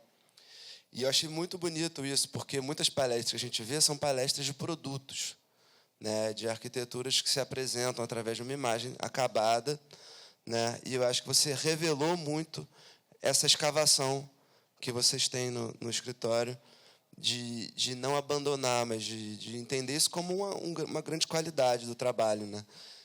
Essa renovação, essa atualização, até que chega em algum momento que ele é construído, e aí toca em outro ponto que você já trabalhou também aqui, que é que, na verdade, que o projeto não acaba, ele continua a partir do momento que ele é utilizado pelas pessoas, né?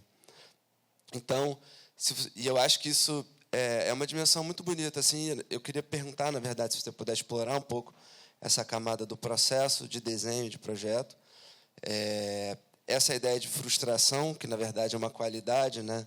Uma frustração que, na verdade, enuncia e anuncia outras hipóteses ainda a serem exploradas, né? Entendendo o projeto como um processo.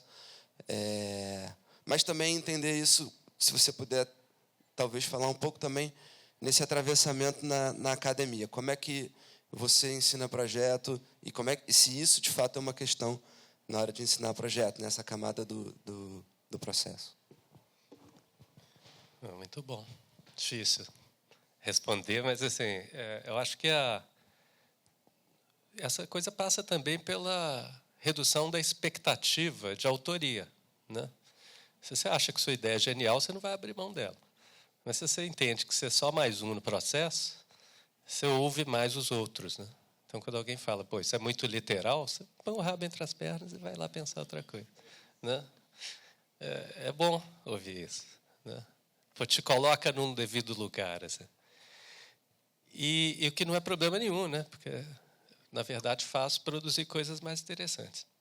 Por caso... Eu agradeço a pessoa que falou isso, porque para mim é um dos prédios mais lindos de Inhotim. Legal, obrigado. Mas uma dessas coisas é a própria Pinacoteca, né?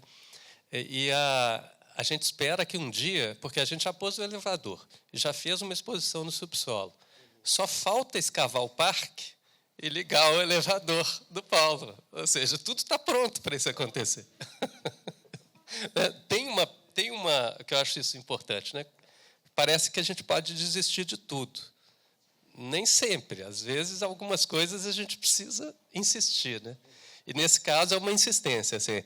Então, pode nunca acontecer. Pode ser que aconteça e a gente já tenha morrido e nem vai ver. Mas está lá. Tem uma potencialidade ali latente que pode, algum dia, vir a ser. Eu acho que a ideia do devir ela é essencial na prática do projeto. Então, tentando responder a sua coisa sobre o que é ensinar projeto. Para mim, ensinar projeto é diferente de ensinar qualquer outra coisa que tem base científica. Porque a base científica ela tem um sentido retrospectivo. E o projeto tem um sentido prospectivo. E como a educação ela é essencialmente retrospectiva, na educação convencional, que os estudantes recebem desde que nascem até entrar na universidade, e como uma parte da educação dentro da universidade também tem um sentido retrospectivo, você vai estudar técnicas, tecnologia e tal, é muito difícil você ter uma visão prospectiva. Vocês têm aqui um experimento interessante, né, que é juntar todo mundo no projeto. Isso é muito legal, porque você tem que provocar uma inflexão no modo de pensar do sujeito que tem uma visão retrospectiva. Então, o projeto ele é sempre um devir, né? E imaginar algo que não existe. Portanto, ele é um processo que passa pelo exercício poético. E aí, para mim, essa é a grande inflexão que é difícil de ensinar, né? Não sei se a gente consegue, mas assim, esse é o. Então, quando a gente vai estudar o Sérgio Bernardes, 5 obras do Sérgio Bernardes, primeira coisa, modelar. Então, tem uma ação que é retrospectiva. Você modela para entender. Depois, desvendar as ideias. E depois fazer um exercício poético sobre aquelas ideias. Ou seja, pode tudo. Então, não tem terreno, não tem cliente, não tem nada. Não tem as coisas convencionais do processo de projeto. Para quê? Para não haver um condicionamento um pouco funcionalista, assim, imediato ou circunstancial, que defina uma régua que diga assim, isso pode, isso não pode. Né? Porque essa régua ela é uma ficção dentro da escola. Então, eu tento abolir todos esses elementos para falar, bom, vamos às ideias. E como fazer. Se isso dá certo ou não, não sei te dizer, mas é o exercício, é o esforço, que passa por essa inflexão em direção a uma coisa prospectiva. E que só pode ser otimista. Porque se você vai fazer um projeto pensando que você vai tornar o mundo um pouco pior, não faz sentido fazer, né? Só faz sentido pensar que você pode tornar o mundo um pouquinho melhor. Ou seja, você vai corrigir alguma coisa, melhorar alguma coisa, propiciar coisas que antes não eram possíveis. Enfim, né? E aí eu procuro sempre colocar isso com todas as letras. Assim. E, portanto, tem que ter algum prazer, porque é otimista, quer pensar o mundo melhor, porque tem um negócio do sofrimento ao fazer projeto, né? Da dor da criação, que eu acho um horror. Né? Eu acho que preciso ter alegria para fazer coisas com generosidade, com uma certa qualidade. Então, conversando é o que eu consigo por hoje, a partir da sua pergunta. Bom, Carlos, prazer, meu nome é Alder, né? Sou professor aqui também. E, na verdade, a minha pergunta era uma dúvida que, de certa forma, na sua conversa, você já foi me esclarecendo muitas coisas, né? Eu venho de um escritório de 5 arquitetos também, né? E 5 arquitetos, como você sabe, todos disputam, todos querem projetar. Ninguém desiste. Essa coisa do agarrar e abrir mão é um exercício cotidiano, né? E a minha dúvida veio exatamente na curiosidade de como é que vocês trabalham em 5, né? Ou agora em 8. Porque é uma perspectiva que muitas vezes se dá aqui nas nossas disciplinas de projeto. A gente trabalha muito com grupos, né?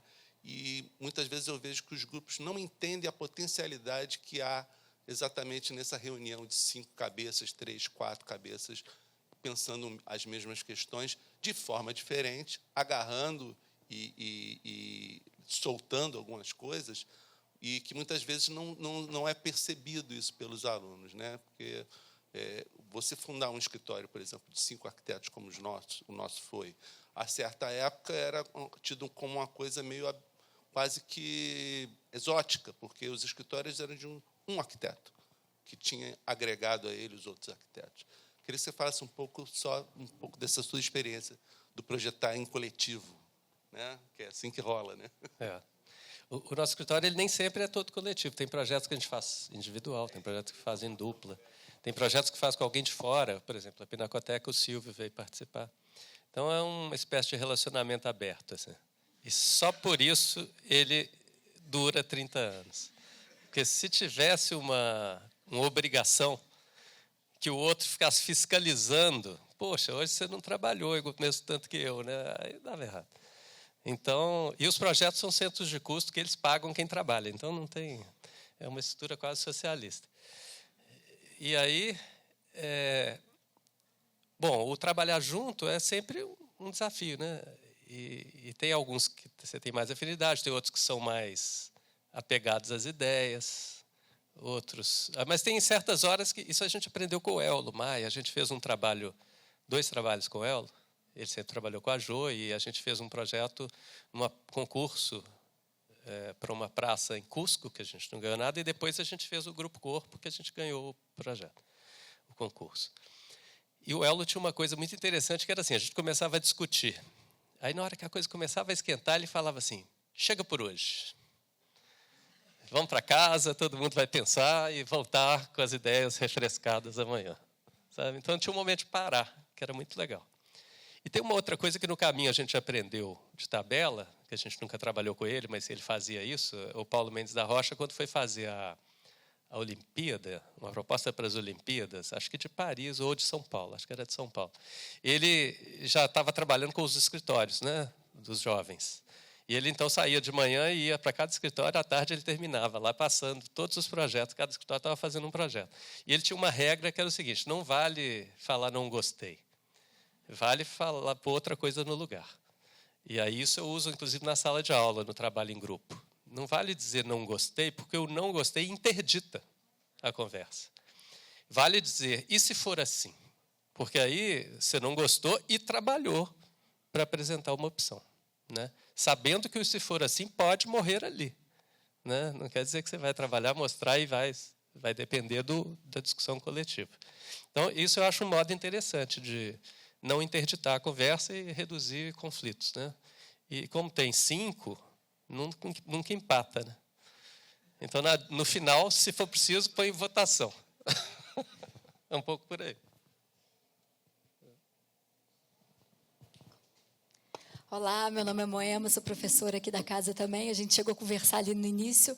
E aí só queria dar um relato, assim, porque eu tenho muita experiência dos projetos pelos meus filhos. Desde Otim, eu sou mineira também, já fui várias vezes, em momentos diferentes. E eu acho que você traz uma questão que vem de toda a história da arquitetura e você ressurge com ela, que é a questão da luz. E cada dia mais eu trabalho muito com o hospital e se fala muito em humanização hospitalar. Eu brinco que é uma ilusão, né? Porque a arquitetura é feita por homem, mas cada dia eu tenho mais certo assim que a luz é o que aproxima a gente do que a gente tem de mais humano, porque ela é imprevisível e a gente é imprevisível. Então acho que isso fecha um pouco com tudo isso que você está falando, né? Eu acho que da gente dar margem à imprevisibilidade e à luz, eu acho que ela é o grande desafio. E aí, dentro disso, né, eu também fiz mestrado, doutorado, e trabalhava com esses temas como prever algo que é imprevisível, enquanto a gente, arquiteto, é imprevisível, a cidade é imprevisível, o homem é imprevisível, ter essas previsibilidades. Eu fico me questionando sempre, assim, principalmente porque eu faço muito hospital e muita reforma, né, igual você falou, a gente sempre insere algo numa arquitetura.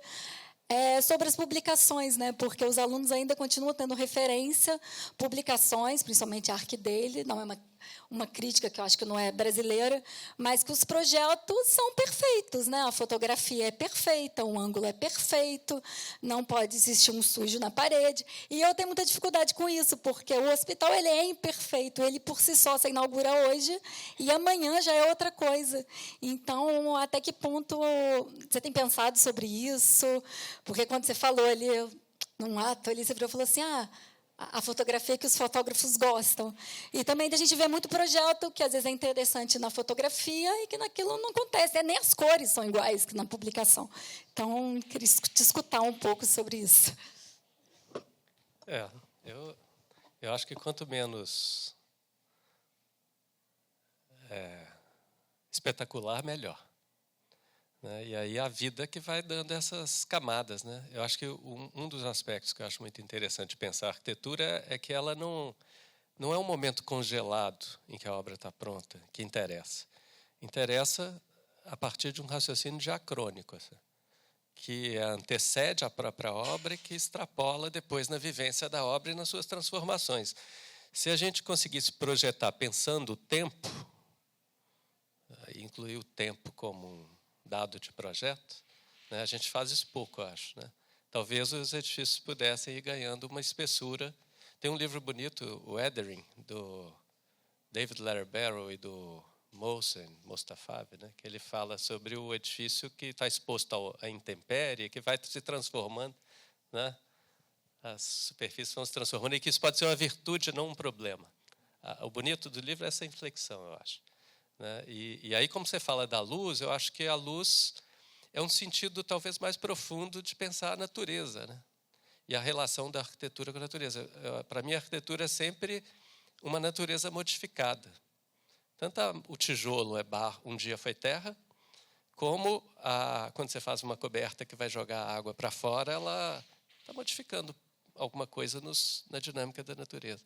Então, a luz, a gravidade, a água, né, que está atrelada à gravidade, porque a chuva só cai daquele jeito porque tem uma força ali, né, eu tenho tentado discutir como fundamentos poéticos da arquitetura. Como que a arquitetura pode se conceber a partir dessas coisas e não como, talvez, 30 anos atrás, nas teorias, se acreditava que as ideias vinham de outros campos. Né? Então, é um modo de pensar o campo da arquitetura. Isso vem muito daquela discussão do campo ampliado da arquitetura, que vem da Rosalind Krauss, que depois vai influenciar muito os últimos 30 anos de toda a discussão teórica da arquitetura, que, em vários casos, não é campo ampliado, mas campo deslocado. Né? As pessoas foram para outros lugares, mas saíram do foco da produção dos artefatos. Então, me interessa voltar para a discussão. Isso a mim me interessa, mas assim, não só porque é isso que a gente faz e tal. Então, eu acho que essa coisa da luz, ela se insere nisso. Assim. Os melhores arquitetos só conseguiram lidar bem com a luz depois de velhos. Né? O Corbusier, por exemplo, só em Ronchamp e Latourette que ele vai usar a luz como matéria. Assim. É impressionante. É um negócio difícil, assim. Talvez o mais difícil de todos, os outros são mais fáceis. Enfim.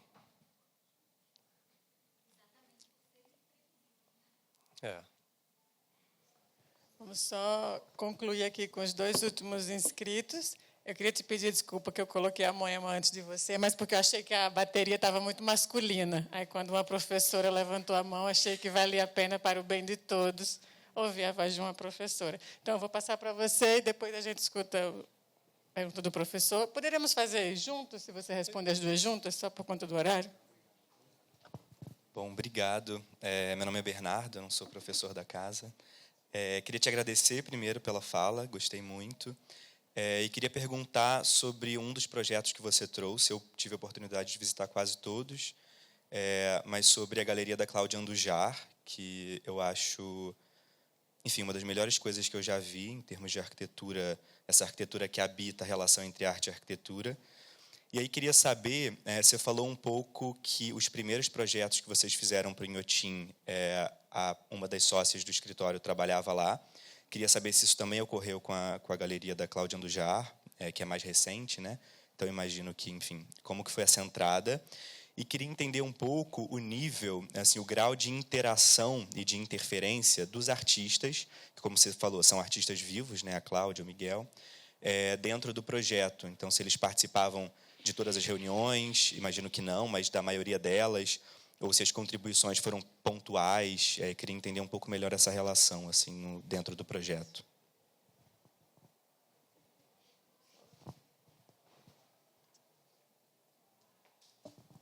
Bom, tudo bom, Robin? Eu tentei chegar no início da sua fala, mas eu estava dando aula. Cortei ela pela metade, fiz um sacrifício, mas ainda tive a sorte de pegar, ouvir você em alguma coisa. Então, mas você me desculpe, talvez eu tenha uma questão do projeto da Pinacoteca, talvez você já tenha até abordado isso, tá? Mas quando eu visitei, uma das coisas que mais me chamou a atenção, o projeto me despertou, foi em relação ao parque. Tá? Eu fiquei meio surpreso comigo mesmo, porque eu nunca tinha prestado muita atenção no parque. Tá? Até porque a própria Pinacoteca é um uso muito internalizado, o programa, o tipo de atividade. Né? E para agora acessar a Pinacoteca Contemporânea, você tem que ir pela lateral, e você vai percorrendo aquele caminho. Né? E aí, quando chega no pavilhão novo, aí sim tem aquela varanda que você contorna. E aí eu olhava assim, falei, puxa vida, nunca olhei muito para o parque. Tá? E fiquei meio surpreso, assim, né? E aí fiquei me perguntando, mas por que eu nunca prestei atenção no parque? Ele tinha uma condição, né, não só meio marginalizada, meio lateral, inclusive por razões, né, de segurança ou de usos que a moralidade da família paulistana meio que duvida e etc. e tal. Né? Então, assim, olha, né, dali eu me abri. Por outro lado, né, a estratégia das intervenções, né, da Pinacoteca Contemporânea são todas nessa faixa lateral. Tá? E aí sempre estão, quando se fala de interações urbanas, sempre com sistema viário, entre programas, assim, né? E até porque a Pinacoteca Contemporânea você atravessa e vai para o outro lado da rua, ou com as referências arquitetônicas, né? As pré-existências. Tá? E, de algum modo, vocês mencionaram aqui a questão das referências, né? Mas me chamou a atenção a referência a parque, que sempre foi um lugar. Eu não sou frequentador, não conheço, mas sempre tive aquela sensação de que ele sempre ficou meio em plano secundário. Tá? Eu queria saber se isso foi ou não um problema para a implantação, para o projeto, né? E como é que se colocou. Bom, vou fazer de trás para frente. Né? O parque era um dado importante, e quando a gente pensa em extrapolar o eixo do Paulo, que faz uma articulação arquitetônica da Pinaluz, para extravasar a escala urbana, era justamente para tentar diluir essa distinção muito radical. A primeira era tentando enterrar um pedaço ali para poder passar por baixo, mas depois, quando a gente vai fazer essa solução, a gente andou discutindo bastante a possibilidade de, inclusive, inverter uns programas dentro da própria Pinaluz para permitir, da mesma maneira que a gente entra na escadaria lá da estação, do lado da Estação da Luz, poder descer na escadaria do outro lado, porque existe um belvedere ali na Pinaluz que vê a Pina Contemporânea, mas não permite descer e chegar. Só que isso implica um outro projeto, que é fazer uma outra portaria secundária, porque hoje todo o acesso de entrada e saída se dá pela frontalidade da estação. Né? Então, isso está por fazer, mas é possível. Então, são duas formas de fazer. Uma, usando o belvedere para continuar para o parque, e porque a Pinaluz, apesar de olhar para o parque, ela não usa o parque, né? Não usava. E outra é inverter uns serviços que tem no térreo, que tem ali já uma entrada no térreo, a entrada de serviço está no eixo exato, saindo para o parque, e tirar umas cercas, umas coisas que estão ali naquele alinhamento. Então, existe uma discussão para isso. E a Pinacoteca já habitava o parque com algumas obras, mas sempre foi uma relação meio secundária, exatamente o seu diagnóstico. Então, ativar isso era um dado importante. Então, era mais importante para a gente abrir para o parque do que para a rua do outro lado. Mas para a rua a gente abre justamente para permitir o fluxo contínuo e dar acesso desde a outra estação. Né? Mas o parque é central na ideia da praça da Pina Contemporânea, né? A ideia é ser uma continuidade. Eu acho que essa imagem aqui mostra isso um pouco, né? A gente diluiu um pouco, essa era uma barreira, e era um muro, um enclave ali do meio do parque, que passa a ser um edifício cujo limite fica meio indefinido na sua relação com o parque. É claro que tem um portão ali, certa hora fecha, né? Mas Você chegou às 6h15?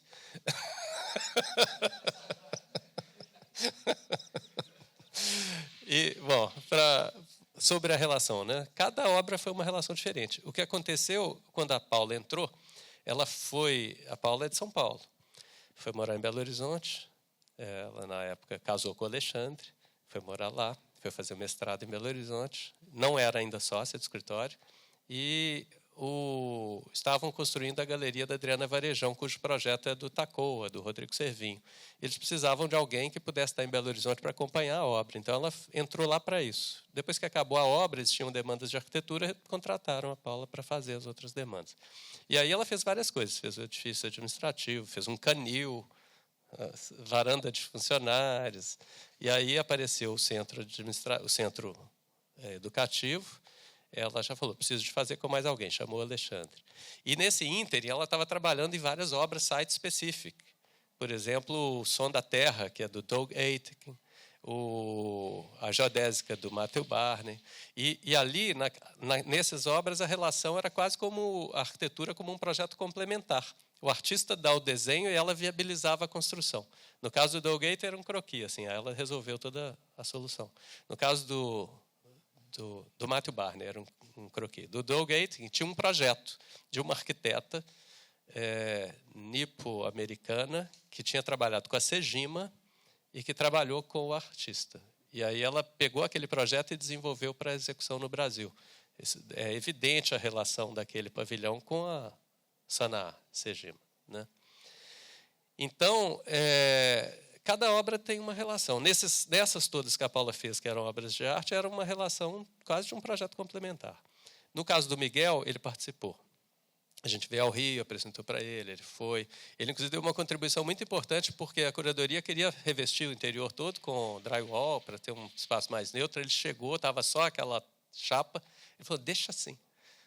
Isso aqui tem muito mais a ver com a minha obra. E ficou a face sul, que não tem o calor, ficou assim. A face norte a gente tratou, porque tinha um problema térmico. Enfim, com a Cláudia, teve a mediação da curadoria. Era o Rodrigo Moura, o curador, que hoje é curador do Malba, né, em Buenos Aires.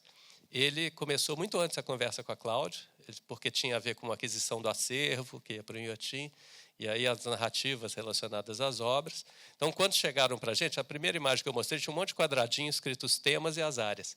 Ele já tinha discutido com ela uma sequência de espaços, áreas e tal, quase como um Lego, que depois foi transformado, assim, não ficou daquele jeito. A gente integrou um monte de coisa nos espaços mais integrados. Tem 3 conjuntos de espaços só expositivos, e não um monte de salinha.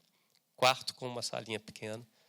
E agora a galeria está sendo reformada para... A expografia está sendo reformada, que vai incluir obras de, acho que 20 artistas indígenas, que vão estar junto com a Cláudia. Vai abrir agora, daqui 15 dias. É a primeira mudança significativa dessa galeria. Você imagina, 2015, 10 anos que ela ficou com uma expografia, agora vai mudar. Então, essas transformações são de longo prazo, né? O do Miguel nunca mudou, tá, desde o início, mas a ideia é que possa ter várias montagens. Então, varia, né? As Cosmococas, o Neville de Almeida validou, discutiu e tal. Então, varia, não tem uma regra, né? E cada artista é um. E cada curador é um também, porque cada projeto tinha um curador diferente, às vezes.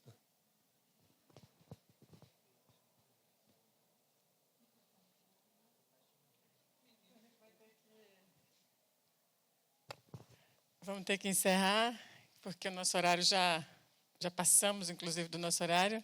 Queria agradecer a presença de todo mundo, agradecer mais uma vez a você. Como você muito bem pôde perceber, poderíamos ficar aqui horas conversando contigo, mas você já está convidado para vir numa próxima oportunidade, por favor. Obrigada a todos, boa tarde.